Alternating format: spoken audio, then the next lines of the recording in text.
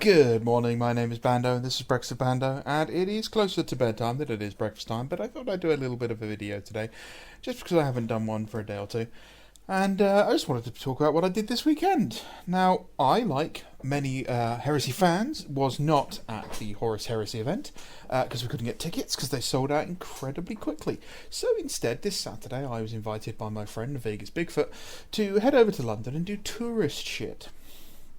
And we went off to London and we went to the Natural History, the Science Museum, sorry. And getting over my aversion to driving on a train. First time I've been on a train in nearly 2 years, which is, a bit of a big deal for me because I hate them. And I'm wandering around London and we had a lovely little cup of tea and a bit of breakfast. And then we headed off into the museum and we saw all sorts of weird shit. Now, if you've not been to the Science Museum in the UK, it is filled with some of the weirdest and most boring things you will ever see. Like, how many times can I look at a motor before I understand what a motor is? I mean, then you go upstairs and there's like a 30-foot gold statue of a guy who dated Lady Gaga, a taxidermied vagina, and way more skulls than you'd accept at the Science Museum, but not enough skulls for the Imperial Science Museum. So on my way home, I decided, after looking at all of the wonderful Heresy releases that are going to be coming out for us, to crack open my last copy of Betrayal at Couth.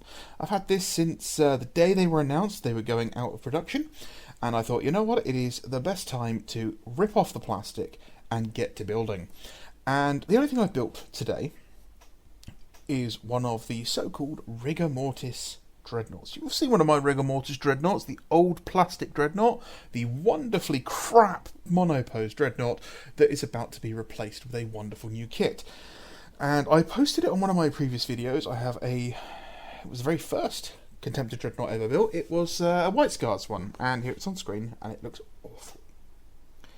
Well, after literally spending hours and hours, I'm surprised I haven't cut myself. There is super glue everywhere, by the way. I have managed to finish a new Contemptor dreadnought. And this is it.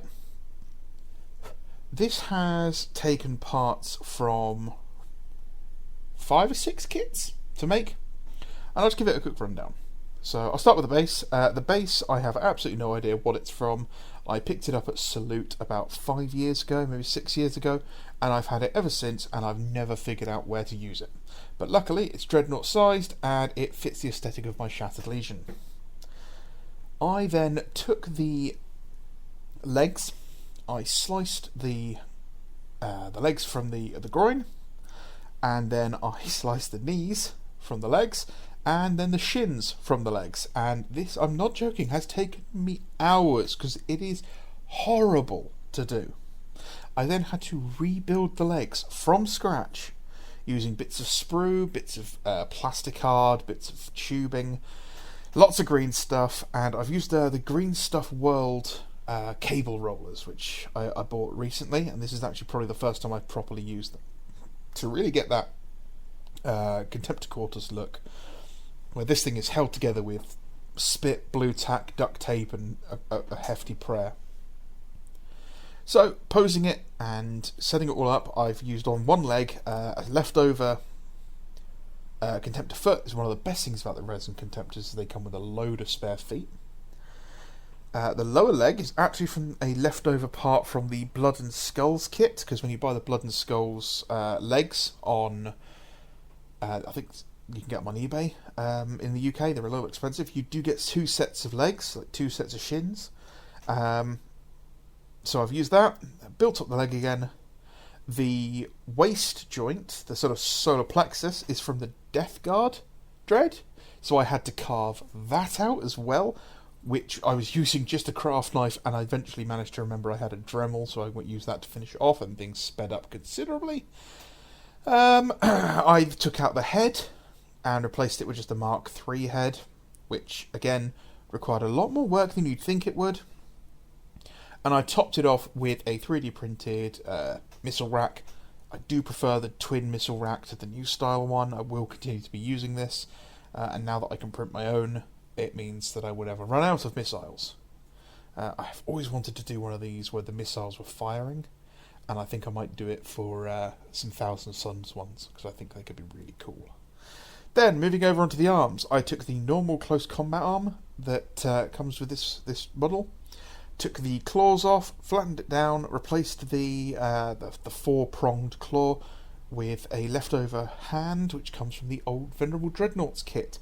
I've never used this hand ever, because frankly I've always hated it. I thought it looked pants. But I wanted something different. I wanted something that would stand out as something different to what I would normally build, and this really called to me. I also added a flamer canister, because I wanted him to have a flamer in there instead of a bolter. On the other arm, I've used the plasma cannon from the Minotaur's Contemptor Dreadnought, and unfortunately I don't have the connector, because I used it on a different model, so I've just had to build it up green stuff. There is a viewing slit from the Baneblade kit on his shoulder, and lots of green stuff, cabling to hide everything. Again, from the Dreadnought kit, there's a flashlight on top, a searchlight, and on the back there is I used the teleport transponder to make it look like he's got a more basic power pack in there. And that's it. It has just taken forever to get the parts in place, green stuff to dry. Plastic glue. I hate plastic glue. Oh my god.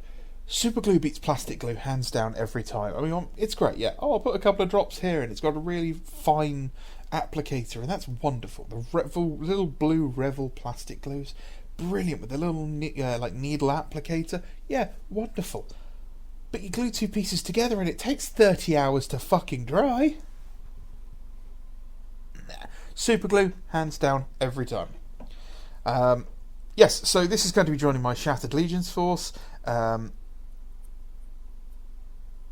As I've said before in previous videos, I like to do things awkwardly, and they are supposed to represent things that are wrong.